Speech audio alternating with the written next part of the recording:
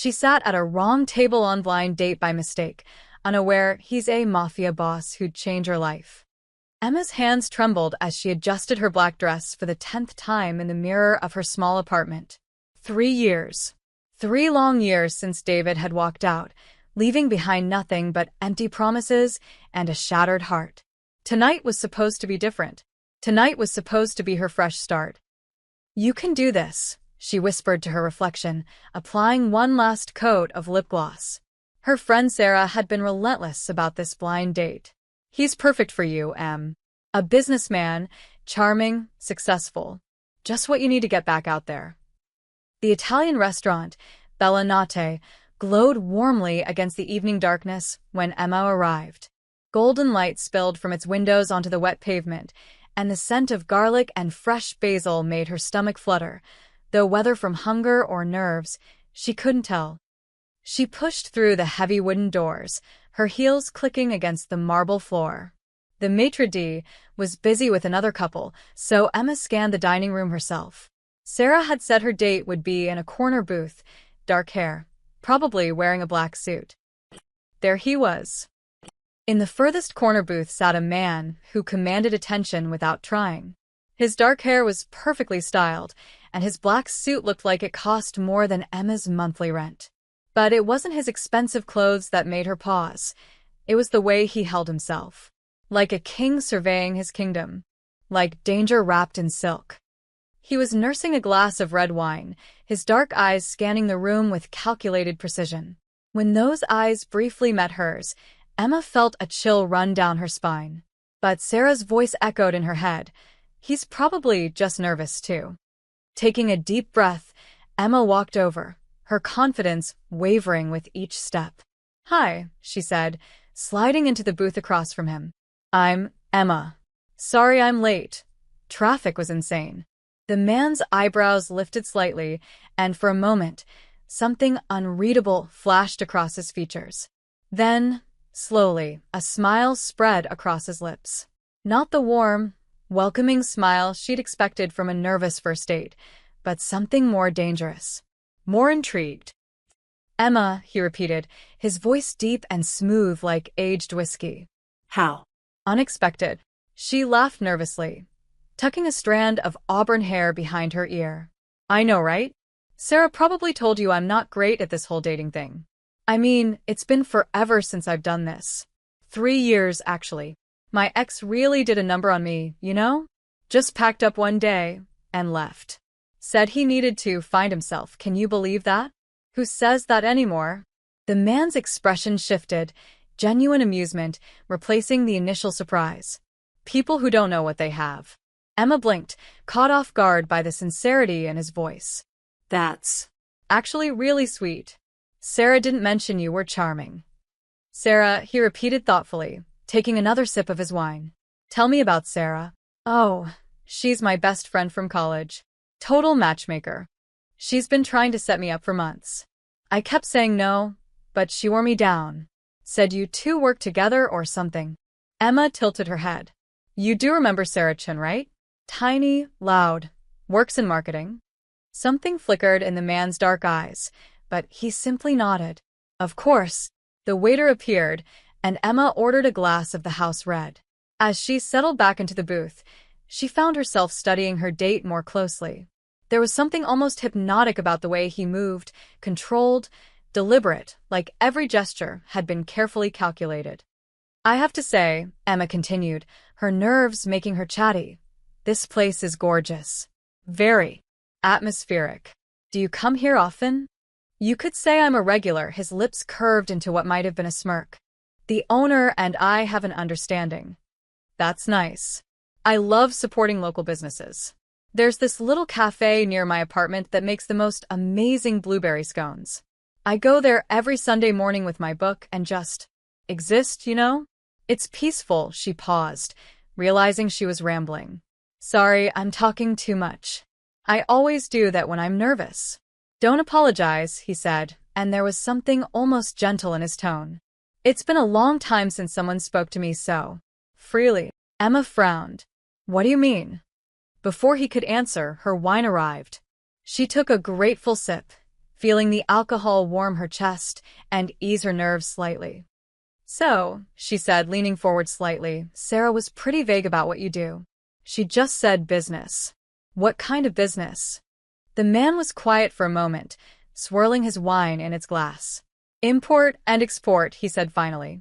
"I deal with people who want things delivered discreetly." "Oh, like high-end goods? Art, maybe?" "That sounds fascinating." Emma's eyes lit up. "I work at the library downtown. Not nearly as exciting, but I love it. There's something magical about being surrounded by all those stories, all that knowledge." A librarian, he seemed to consider this. "I imagine you meet all kinds of people. You'd be surprised. We get everyone from professors to homeless folks just looking for somewhere warm to spend the day. I try to help them all. Sometimes people just need someone to see them, you know? To treat them like they matter." The man went very still, his wine glass frozen halfway to his lips. "Like they matter," he repeated softly.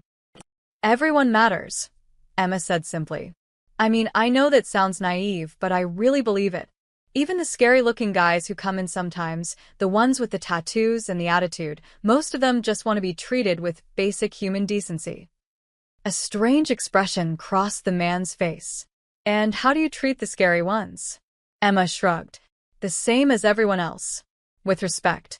With kindness. I figure we're all just trying to get through life the best we can, right?" For several long moments, he simply stared at her. Then, unexpectedly, he laughed. It was a rich, genuine sound that transformed his entire face. "What?" Emma asked, but she was smiling too. His laugh was contagious. "Nothing," he said, shaking his head. "You're just not what I expected." "Good surprise or bad surprise?" "The best kind." Emma felt a flutter in her chest that had nothing to do with the wine. There was something magnetic about this man, something that drew her, and despite the warning bells that occasionally chimed in the back of her mind. The way other diners glanced at their table with a mixture of curiosity and what looked like fear. The way the waitstaff seemed to give their booth a wide berth. The way he seemed to notice everything while appearing completely relaxed. But then he'd smile at something she said, or ask her a question with genuine interest, and those warning bells would fade to whispers. "Can I ask you something?" Emma said, finishing her wine. "Anything." "Why did you agree to this? The blind date, I mean. You don't seem like the type who needs help meeting women."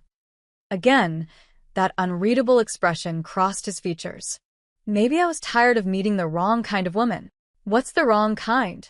"The kind who wants something from me. Money, status, protection." He paused. "The kind who are afraid of me." Emma laughed. "Afraid of you? Why would anyone be afraid of you? You're a businessman, not a serial killer." The words hung in the air between them, and for just a moment, Emma could have sworn she saw something dark flicker across his face. But then he was smiling again, and she decided she'd imagined it. "No," he said quietly. "Not a serial killer." Before Emma could ask what he meant by that, a man in an expensive suit approached their table. He was tall and broad-shouldered, with a scar running from his left ear to his jaw. Emma noticed he walked with a careful gait of someone expecting trouble. "Boss," the man said in a low voice, leaning down to whisper something in her date's ear. Emma's blood ran cold. "Boss." Her date's expression hardened instantly, all traces of warmth vanishing. He nodded curtly to the scarred man, then turned back to Emma. But he was different now, distant, calculating. The transformation was so complete it was like watching someone put on a mask. "I'm sorry," he said, his voice once again smooth and controlled. "Something's come up. Business." "Of course," Emma managed, though her mind was racing. "Boss." Why would someone call him boss? And why did that man look like he'd been in a fight with a meat grinder? He stood, reaching into his jacket. Emma tensed, an instinctive reaction that surprised her. But he only pulled out a sleek black wallet, placing several $100 bills on the table. "For dinner," he said. "And the wine." Emma stared at the money. It was more than she made in a week. "That's way too much. Consider it an investment in an unexpected evening." He started to walk away, then stopped and turned back. For just a moment, the mask slipped, and she saw something almost vulnerable in his eyes. "Emma," he said, "what you said about everyone mattering, about treating people with kindness. Yeah, don't ever change." And then he was gone, moving through the restaurant with a scarred man and two others who seemed to materialize from nowhere. Emma watched through the window as they climbed into a black sedan with tinted windows. She sat alone for several minutes, staring at the money on the table and trying to make sense of what had just happened. Her phone buzzed. A text from Sarah. "How's the date going? Is Kevin as sweet as I said?" Emma stared at the message. "Kevin." Her hands shaking, she typed back. "What does Kevin look like?" "Blonde, about 5 feet 8 inches, probably wearing his lucky blue tie." "Why?" Emma's heart hammered against her ribs. Blonde. Her date had been dark-haired, at least 6 feet tall, and definitely not wearing a blue tie. Ain't "Everything okay?" Another text came through before Emma could respond, this one from an unknown number. "The man in the corner booth isn't your date. He left 20 minutes ago. Management." Emma's phone slipped from nerveless fingers, clattering onto the table. She looked around the restaurant with new eyes, noticing things she'd missed before. The way the other diners kept glancing at the corner booth. The deference in the waitstaff's manner. The fact that no one had approached them all evening except for that scary-looking man. And the money. God, the money. Who carried that much cash? "Miss."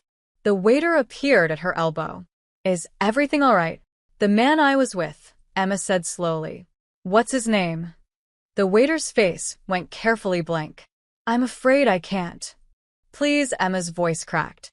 "I need to know who I was just talking to." The waiter glanced around nervously, then leaned down. "Marco Rossini," he whispered. "And if you're smart, you'll forget you ever met him." Emma's world tilted. Marco Rossini. Even she, sheltered librarian that she was, had heard that name whispered in news reports and crime documentaries. Marco Rossini, suspected head of the most powerful crime family on the East Coast. Marco Rossini, who was rumored to control everything from the docks to City Hall. Marco Rossini, who had just spent the last hour listening to her ramble about blueberry scones and treating people with kindness. Marco Rossini, who had looked at her like she was something precious and rare. Marco Rossini, who was absolutely, undoubtedly, the most dangerous man she could have possibly met. And the worst part? The absolutely terrifying, heart-stopping worst part. She wanted to see him again. Emma sat frozen at the table for what felt like hours, but was probably only minutes. The restaurant continued buzzing around her, couples sharing intimate dinners, families celebrating birthdays, all blissfully unaware that she'd just been having wine with one of the city's most dangerous criminals. Her phone rang, jolting her from her shocked stupor. Sarah's name flashed on the screen. "Emma, how did it go? Did you and Kevin hit it off?" "Sarah." Emma's voice came out as a croak. "Where exactly did you meet Kevin?" "At that networking event last month, remember? I told you about it. He works in accounting for some tech startup." "Why do you sound weird?" Emma closed her eyes, the full scope of the mistake becoming clear. The real Kevin, blonde, average height, probably sitting at some other restaurant wondering where his date was. The lights in the restaurant suddenly dimmed, and Emma heard the unmistakable sound of the front door slamming shut. Hard. The cheerful dinner conversation around her died to whispers, then to complete silence. "Emma? Emma, are you there?" She barely heard Sarah's voice through the phone. 3 men had entered the restaurant, and they clearly weren't there for the pasta special. They wore dark clothing and moved with predatory purpose, scanning the room like hunters. The maitre d' approached them with obvious reluctance. "Gentlemen, we're fully booked this evening." "We're not here to eat," the tallest one said, his voice carrying across the silent restaurant. "We're looking for Marco Rossini." Emma's blood turned to ice. They were here for Marco. The same Marco who had been sitting across from her just minutes ago, listening to her nervous chatter with what had seemed like genuine interest. The scarred man who had whispered to Marco earlier suddenly appeared from the kitchen, flanked by 2 others. Emma recognized the careful way they moved, hands ready to reach inside their jackets. "He's not here," the scarred man said calmly. The tall intruder smiled, but it was all teeth and no warmth. "Funny. His car is still outside." That's when Emma noticed it. Through the window, she could see the black sedan hadn't moved. Marco and his men were still here somewhere. "Must be running late," the scarred man replied, but his hand had definitely moved closer to his jacket. The tension in the restaurant was suffocating. Other diners were starting to notice something was wrong. A child began to cry at a nearby table, and her mother quickly shushed her. Emma's hands were shaking so badly she nearly dropped her phone. Sarah was still talking, but the words sounded like they were coming from underwater. This was really happening. This was actually happening. The tall man stepped deeper into the restaurant, his eyes sweeping every booth, every corner. When his gaze landed on Emma, still sitting at the corner table with $100 bills scattered in front of her, his expression changed. "Well, well," he said, starting toward her. "What do we have here?" Emma's fight-or-flight response kicked in, but her legs felt like jelly. She tried to stand, but her knees buckled. The man was getting closer, his companions spreading out to flank her. "You were sitting with Rossini, weren't you, sweetheart?" Before Emma could answer, before she could even think of what to say, the world exploded. The first gunshot shattered the front window, sending glass cascading across the marble floor like deadly rain. Screams erupted throughout the restaurant as diners dove under tables. The lights went out, plunging everything into chaos. Emma felt strong hands grab her shoulders, pulling her down just as another shot rang out.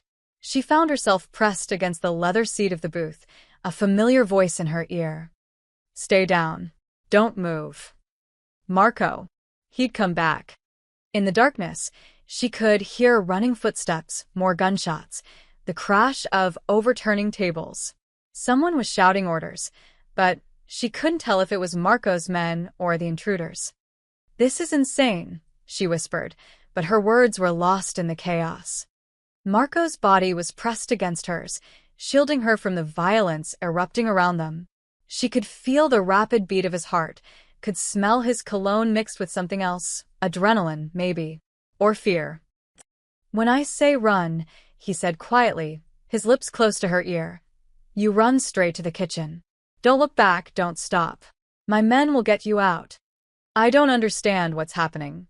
"Emma," his voice was sharp now, commanding. "Do you trust me?" It was insane. Completely insane. She'd known this man for barely an hour, and most of that time she'd thought he was someone else entirely. She'd just learned he was a criminal, possibly a killer. Every rational part of her brain was screaming that she should not trust him.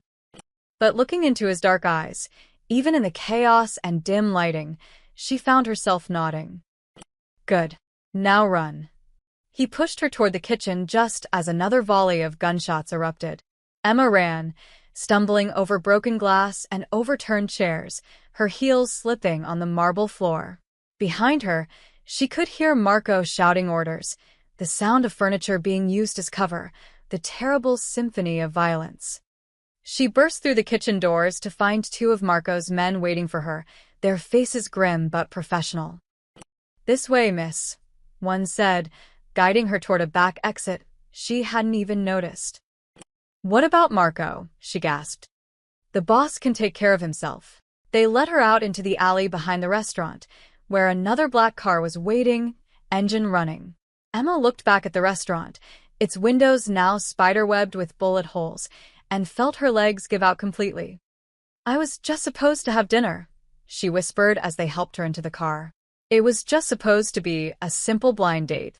The car pulled away from the curb with a screech of tires, leaving the chaos behind. But Emma could still hear the gunshots echoing in her mind, could still feel the weight of Marco's body protecting hers. Whatever she'd stumbled into, there was no going back now. The villa appeared through the darkness like something from a movie, all stone columns and wrought iron gates, surrounded by perfectly manicured gardens that probably cost more than Emma's annual salary. Security lights illuminated the property as their car approached, and she counted at least 4 guards positioned around the perimeter. "Where are we?" Emma asked, her voice still shaky from the restaurant. "Somewhere safe," replied the driver, the same scarred man who had whispered to Marco earlier. "Boss's orders." The car pulled up to a circular driveway, and Emma was escorted through massive oak doors into a foyer that took her breath away. Crystal chandeliers cast warm light over marble floors and oil paintings that looked like they belonged in a museum. Everything screamed money and power. "This way, miss," the scarred man said, leading her down a hallway lined with expensive artwork. "Mr. Orsini will be with you shortly." He showed her to what appeared to be a sitting room. All leather furniture and mahogany bookshelves, with a fireplace crackling softly in one corner. Under different circumstances, Emma might have found it cozy. Right now, it felt like a beautiful cage. The door closed behind her with a soft click, and she was alone. Emma paced the room, her mind racing. This morning, her biggest worry had been whether to wear the black dress or the blue one. Now she was sitting in a mobster's house, having survived what was basically a gang war over dinner. The door opened, and Marco entered, still wearing his expensive suit but now slightly rumpled. There was a small cut on his cheek that hadn't been there before, and his knuckles were scraped. "Are you hurt?" he asked immediately, crossing to her. "Am I hurt?" Emma's voice pitched higher. "You're asking if I'm hurt? You have blood on your face." Marco touched his cheek absently. "It's nothing. The situation is under control now." "Under control?" Emma stared at him. "People were shooting at us. At a restaurant. With families and children. Which is why you're here," Marco said calmly. "Until we know how far Victor's people are willing to go." "Victor?" "The man who interrupted our dinner. He leads a rival family. They've been testing boundaries lately." Emma sank onto the leather couch, the weight of everything finally hitting her. "This is insane. This whole night is completely insane. I was supposed to meet Kevin. Boring, safe Kevin from accounting, and instead I end up having dinner with," she gestured helplessly at him. "With me," Marco finished. "With a criminal." The words burst out of her. "You're a criminal, aren't you? All that stuff about import and export, you were lying." Marco was quiet for a moment, studying her face. Then he moved to a bar cart in the corner and poured 2 glasses of amber liquid. He offered one to Emma. "I don't drink whiskey," she said. "Tonight you do." She took the glass with trembling hands and sipped. It burned, but it also steadied her nerves slightly. "Yes," Marco said finally, settling into the chair across from her. "I'm what you would call a criminal." The simple honesty of it caught her off guard. She'd expected denials, explanations, justifications. Not this matter-of-fact admission. "So, what happens now?" Emma asked. "Are you going to kill me? Because I saw too much." Something flickered across Marco's face. Surprise, maybe even hurt. "Is that what you think of me?" "I don't know what to think of you. An hour ago, I thought you were a businessman who liked Italian wine. Now I find out you're apparently some kind of mafia boss," Marco supplied. "The term you're looking for is mafia boss." Emma drained her whiskey glass in one burning gulp. right. "That." Marco leaned forward, his elbows on his knees. "Emma, I need you to listen to me carefully. What happened tonight, you being there, the attack, it wasn't planned. Victor's men saw you with me, and now they think you're important to me. But I'm not," Emma said quickly. "I mean, we just met. By mistake. I was supposed to be with someone else entirely. I know that. You know that. But Victor doesn't know that." The implications hit her like a cold wave. "So, I'm in danger." "Yes." "Because of a mistake." "Yes." Emma stood abruptly, the whiskey making her bold. "Then I'll just go home. I'll explain to this Victor person that it was all a misunderstanding. I'll tell him I don't even know you." "Emma?" "No, this is crazy. I have a life, Marco. I have a job, an apartment, a cat, who probably thinks I'm dead by now. I can't just disappear into your criminal world because of some mix-up." She headed for the door, but Marco's voice stopped her. "The door is locked." Emma's hand froze on the handle. She turned it anyway. "Nothing." "Let me out," she said, her voice dangerously low. "I can't do that." Let me out. Marco stood, and for the first time since she'd met him, he looked genuinely uncomfortable. Emma, please try to understand. She spun around, fury replacing fear. Understand what? That you're keeping me prisoner? That you've kidnapped me? I'm protecting you. By locking me up? Emma laughed, but there was no humor in it. How is this protecting me? Before Marco could answer, a sharp crack echoed from somewhere outside. Then another. Emma recognized the sound now. Gunshots. Marco was across the room in an instant, pulling her away from the windows. Stay down, he ordered, just like at the restaurant. What's happening now? They found us. More shots rang out, closer this time. Marco spoke rapidly into a phone that had appeared in his hand, giving orders in a mixture of English and what sounded like Italian. How many? Emma heard him ask. The response made his face harden. Emma watched him in the dim light filtering through the heavy curtains, saw the transformation from the charming man who had listened to her nervous chatter to this. Someone comfortable with violence, someone who commanded it. And yet, when the shooting started, his first instinct had been to protect her. Again. Marco, she said quietly. He looked at her, phone still pressed to his ear. If I try to leave now, I'll die, won't I? His expression was answer enough. Emma sank back onto the couch, the reality of her situation finally, fully settling in. She wasn't just in Marco's world now. She was trapped in it. And the most terrifying part was starting to realize that despite everything, the lies, the danger, the violence, she trusted him to keep her alive. Even if it meant becoming his prisoner to do it. 3 days. Emma had been at the villa for 3 days, and she was starting to understand the strange rhythm of Marco's double life. By morning, he was all business. Expensive suits, phone calls in multiple languages, meetings with men in equally expensive suits who treated him with a deference that bordered on fear. She'd watch from the window of what had become her room as black cars came and went, depositing serious-faced men who carried briefcases and spoke in hushed tones. City contracts, Marco had explained when she'd asked over breakfast on the second day. Construction permits. Import licenses. Legal stuff. Mostly. The way he said mostly made her stomach twist.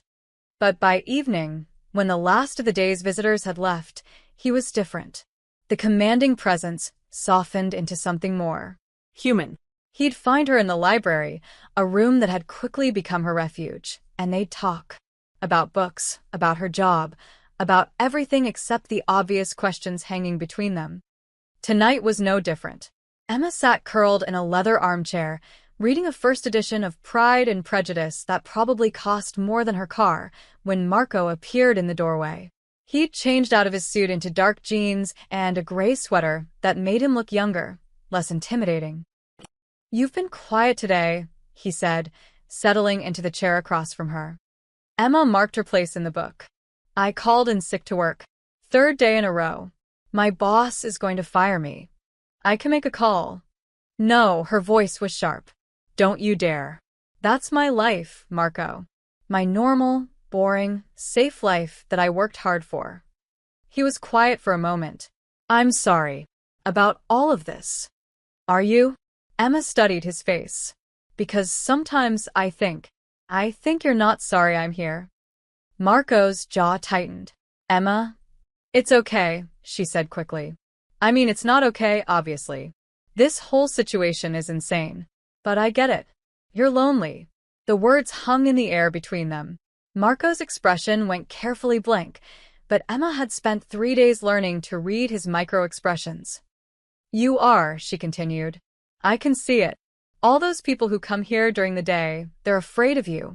They respect you, they obey you, but they're terrified. And at night, when they're gone, you're just alone." "I chose this life," Marco said quietly. Did you? "Or did it choose you?" He stood abruptly, moving to the window that overlooked the garden. "My father was in this business. His father before him. I was groomed for it from birth. That's not the same as choosing." "When I was 12, Marco said, still looking out at the darkness, "my father took me to a meeting. told me to watch and learn. A man owed us money. A baker had a family. Good man who just had some bad luck. Emma set down her book, sensing this was important. The man begged, promised to pay, had photos of his kids, showed them to my father. Marco's voice was distant, remembering. My father smiled, patted the man on the shoulder, told him family was everything. Then he had him killed anyway. Emma's breath caught. Never show weakness, he told me afterward. The moment they think you're soft, you're dead. I was 12, Emma. 12 years old, and I learned that affection was a liability. That's horrible. Marco turned back to her. It kept me alive. It built this empire. It's the only reason I can protect you now. Is it? Emma stood, moving closer to him. Or is it the reason people are trying to kill us both? Before Marco could answer, the library door opened. The scarred man, Emma had learned his name was Tony, entered with another man she didn't recognize. This one was older, gray-haired, with cold eyes that reminded her uncomfortably of Marco's father from his story. Boss, Tony said. We need to talk. Marco's posture shifted instantly, becoming the commander again. 5 minutes. It's about the girl. Emma felt the temperature in the room drop several degrees. Speak freely, Marco said, his voice carrying a warning. The gray-haired man stepped forward. With respect, boss, this has gone on long enough. She's a liability. She's under my protection. She's making you weak. The man's voice was firm, unafraid. The whole organization sees it. You risked 6 men to pull her out of that restaurant. You brought her here, to your private home. People are talking. Emma wrapped her arms around herself, suddenly feeling very small and very unwelcome. What people say is none of your concern, Vincent, Marco said, but Emma could hear the tension in his voice. It is when Victor's using it against us, Vincent shot back. Word on the street is that Marco Rossini has gone soft over some librarian. That all they need to do is threaten her to bring you to your knees. That's enough. Is it? Vincent's cold eyes flicked to Emma, then back to Marco. When's the last time you handled business personally? When's the last time you made an example of someone? Ever since she arrived. I said enough. Marco's voice carried such menace that even Vincent stepped back. But Emma could see something in the older man's eyes, disappointment, maybe even pity. You're not your father, Vincent said quietly. But maybe that's not such a good thing. After Vincent and Tony left, the library fell into heavy silence. Marco stood frozen by the window, his hands clenched into fists at his sides. He's right, isn't he? Emma said finally. Emma, I'm making you weak. My being here is putting you in danger. Marco spun around, his eyes blazing. You think I care about that? You should care about that. This is your life, your world. I'm just some random woman who sat at the wrong table. You're not random. The words came out fierce, desperate. You're the first person in 20 years who's looked at me and seen something other than a monster. Emma's heart clenched. Marco, you treat me like I'm human, Emma. Like I matter for reasons that have nothing to do with fear or money or power. He ran his hands through his hair. Do you have any idea what that's like for someone like me? The vulnerability in his voice broke something open inside her chest. This dangerous, powerful man who commanded an empire, he was as trapped as she was, just in a different kind of prison. But Vincent's right about one thing, Emma said softly. This can't last forever. Eventually, you'll have to choose. Marco moved closer to her, close enough that she could see the gold flecks in his dark eyes. What if I already have? Emma never got to respond to Marco's question. At dawn the next morning, she was jolted awake by shouting in the hallway outside her room. She grabbed the silk robe Marco had provided and crept to her door, pressing her ear against the wood. Every newspaper in the city. Tony's voice was sharp with panic. Look at this. Emma heard the rustle of paper, then Marco's voice, deadly quiet. Where did they get this? Has to be Victor. He's been watching the villa. Emma's blood chilled. They were talking about her. She was sure of it. The voices moved away, but she caught fragments. Public now. Whole organization compromised. Should have listened to Vincent. An hour later, Marco appeared at her door with a newspaper in his hands and murder in his eyes. "We need to talk." Emma's stomach dropped as she saw the front page. There, in full color, was a photograph of her and Marco at the restaurant 3 nights ago. She was laughing at something he'd said, leaning forward across the table, looking for all the world like a woman completely enchanted by her dinner companion. The headline read, "Marco Rossini's Mystery Woman. Crime boss goes soft for local librarian?" "Oh God," Emma whispered. "How did they?" "Victor has people everywhere," Marco said grimly. "Reporters, photographers, probably half the staff at that restaurant." Emma sank onto the bed, the newspaper trembling in her hands. The article was worse than the headline. It had her full name, her address, her workplace. It described her as Marco Rossini's new girlfriend and speculated about how the city's most feared crime boss appears to have found his weakness. "I'm so sorry," she whispered. "This isn't your fault." But Emma could see the tension in every line of his body. She'd brought this on him, this exposure, this vulnerability. Vincent had been right. She was making him weak. What happens now?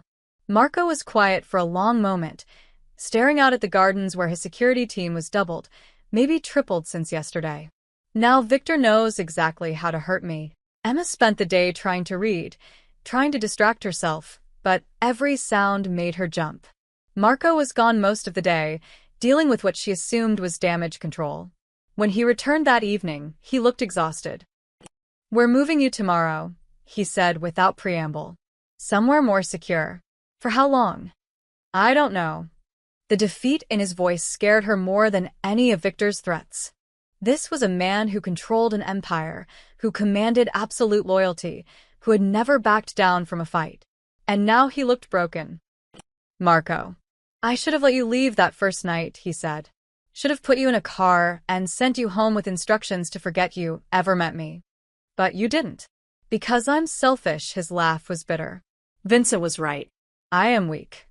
Emma stood, crossing to where he sat slumped in the chair by the window. Without thinking, she reached out and touched his face, turning his head to look at her. "You're not weak," she said firmly. "You're human." Before either of them could say more, Tony burst through the door, without knocking. "Boss, we have a problem." Marco was on his feet instantly. "What is it?" "They took her." Emma felt the world tilt. "Took who?" Tony's face was grim. "Your friend." Sarah. "Victor's people grabbed her an hour ago." The newspaper fell from Emma's numb fingers.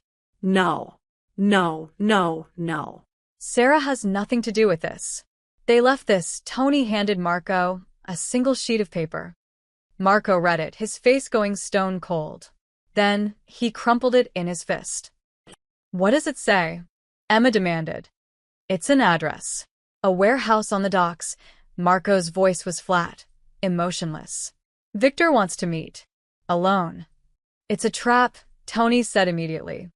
"Of course it's a trap." Emma grabbed Marco's arm. "You can't go. He'll kill you." "If I don't go, he'll kill Sarah. And probably you next."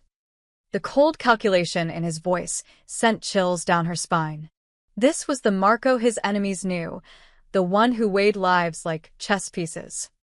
"There has to be another way," Emma said desperately. Marco looked at her, and for a moment, his mask slipped. She saw the man who had listened to her ramble about blueberry scones, who had protected her when the shooting started, who had chosen her over his empire's approval. There is no other way, Emma. This is what my world looks like. Over the next 2 hours, Emma watched Marco transform. The gentle man who had shared his loneliness with her disappeared, replaced by someone cold and efficient. He met with his lieutenants, planned contingencies, distributed weapons. 20 men, Vincent was saying. Full tactical gear. "We can surround the warehouse." "No," Marco's voice brooked no argument. He said alone. "The moment Victor sees backup, Sarah dies." "Then you die," Vincent shot back. "Is one civilian worth your life? Worth this entire organization?" Marco's eyes flicked to Emma, who was listening from the doorway. "Yes." Vincent followed his gaze, and Emma saw understanding dawn in his cold eyes. This isn't just about the friend, is it? You're doing this for her. Marco didn't deny it. You're going to destroy everything your father built, Vincent said quietly. Everything we've all sacrificed for. Then so be it. Emma's heart clenched. He was going to die because of her. Because she'd sat at the wrong table, because she'd made him care about her, because she'd brought her normal world crashing into his dangerous one. As Marco prepared to leave, checking his weapon, giving final instructions to his men, Emma made a decision that surprised even her. Take me with you. Marco spun around. Absolutely not. Victor wants to hurt me to get to you, right? So, let's give him what he wants. Let's go together. Emma, you don't understand what you're suggesting. I understand perfectly, she lifted her chin, channeling a courage she didn't know she possessed. I understand that my best friend is going to die because of me. I understand that you're going to get yourself killed trying to save her. And I understand that I'd rather die fighting than live knowing I let both of you sacrifice yourselves for my mistakes. Marco stared at her for a long moment. Then, despite everything, he smiled. You realize you're completely insane? I learned from the best. As they prepared to walk into Victor's trap together, Emma realized something that should have terrified her, but somehow didn't. She would rather die at Marco's side than live safely without him. The librarian who had sat at the wrong table was gone. In her place was a woman ready to fight for the dangerous man who had become her whole world. The warehouse stank of salt water and rust, its broken windows letting in slivers of moonlight that cut through the darkness like knife blades.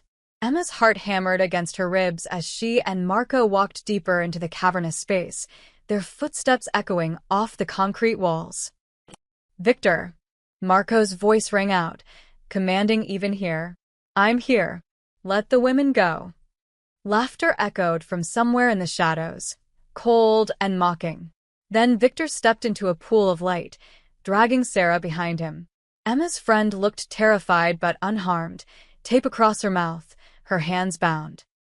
Marco Rossini, Victor said, his accent thick with satisfaction, finally graces me with his presence. Emma counted at least 8 men positioned around the warehouse, all armed. This had been a suicide mission from the start. Let them go, Marco repeated. Your fight is with me, is it? Victor's smile was all teeth. See, I've been thinking about that. My fight was with the Marco Rossini who built an empire on fear and respect. But that Marco died the moment he let a librarian make him soft. Victor shoved Sarah forward, and she stumbled to her knees. Emma started toward her friend, but Marco's hand caught her wrist. Easy, he murmured. How touching, Victor continued. The great Marco Rossini, reduced to playing bodyguard for civilians. Do you know what my people are calling you now? The love-struck dawn has a nice ring to it, don't you think? Enough games, Marco said. What do you want? What I've always wanted. Your territory. Your connections. Your empire. Victor pulled out a gun, pressing it to Sarah's temple. But first, I want to see you choose. Your power. Or your women. Emma felt Marco tense beside her. This was it, the moment Vincent had warned about. The moment when affection became a fatal weakness. Here's the deal, Victor continued. Walk away. Leave the city. Leave the business. Leave everything you've built. Do that, and they live. And if I don't, Victor's smile widened. Then I kill the friend first, while you watch. Then the librarian. Then you. In that order. The warehouse fell silent except for the distant sound of water lapping against the docks. Emma could practically see Marco calculating odds, weighing options, falling back on 20 years of survival instincts. But she also saw something else in his eyes. Something that looked like peace. Counteroffer, Marco said quietly. Victor raised an eyebrow. Let them go, and I'll give you what you really want. Which is? Marco's hand moved slowly toward his jacket. The chance to kill Marco Rossini in a fair fight. Emma's blood turned to ice. Marco, no. One-on-one, Marco continued, ignoring her. No weapons. Just you and me. Winner takes everything. Victor laughed. You think you can take me in a fight, old man? Marco was at least 10 years older than Victor, and the younger man was built like a boxer. It should have been suicide. But Emma had seen Marco move, had felt the controlled power in his body when he'd shielded her from gunfire. "There's only one way to find out," Marco said. Victor considered this, then nodded to his men. They formed a rough circle, creating an impromptu fighting ring. Sarah was pushed to the edge, still bound but momentarily forgotten. Emma grabbed Marco's arm as he started to remove his jacket. "This is insane. He could kill you." Marco turned to her, and in his eyes she saw everything he couldn't say. This was the only way. The only chance all three of them had to walk out alive. "If something happens to me," he said quietly, "Tony will get you out of the city. You and Sarah. New identities, new lives somewhere safe." "I don't want a new life," Emma whispered. "I want this one. With you." Marco's hand cupped her face, thumb brushing away a tear she didn't realize had fallen. "You gave me something I thought I'd lost forever, Emma. You gave me back my humanity." Before she could respond, he kissed her. Not gentle, not hesitant, but fierce and desperate and full of everything they'd never had time to say. Then he stepped into the circle. The fight was brutal. Victor was younger, stronger, faster. But Marco fought like a man with nothing left to lose and everything to protect. They crashed into shipping containers, rolled across concrete, trading devastating blows that echoed through the warehouse. Emma watched in horror as Marco took hit after hit, his face bloodying, his movements slowing. Victor was winning, and they all knew it. "Stay down," Victor panted as Marco struggled to his feet once more. "It's over, old man." But Marco wiped blood from his mouth and smiled. "Not yet." That's when Emma heard it, the distant sound of sirens. Getting closer. Victor heard it too. His head snapped up, confusion replacing confidence. "What did you?" Marco's punch caught him square in the jaw, dropping him like a stone. "Insurance," Marco gasped, standing over Victor's unconscious form. "Called in an anonymous tip about gunfire at the docks." The warehouse exploded into chaos as Victor's men scattered, not willing to face police attention. In the confusion, Marco freed Sarah while Emma helped her friend to her feet. By the time the sirens were screaming outside, they were already gone. 3 days later, Emma sat in a different restaurant, across from Kevin, the real Kevin. Blonde, pleasant, exactly as Sarah had described.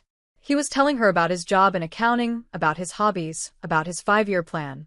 He was perfectly nice, perfectly safe, perfectly boring. "So, what do you think?" Kevin asked as dinner wound down. "Maybe we could do this again sometime?" Emma smiled politely. "That's very sweet, but I don't think we're compatible." Outside the restaurant, a sleek black car waited at the curb. Through the tinted windows, she could just make out a familiar silhouette. Emma stood at the crossroads of her life, key to her ordinary apartment heavy in her hand. She could go home, feed her cat, return to her safe job at the library, pretend the last week had been a dream. Or she could walk to that car, where a dangerous man with kind eyes waited to offer her a life she'd never imagined wanting.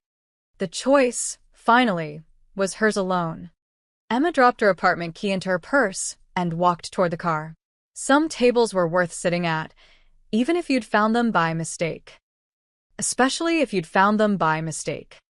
The door opened, Marco's scarred hand extending toward her, and Emma stepped into her new life without looking back.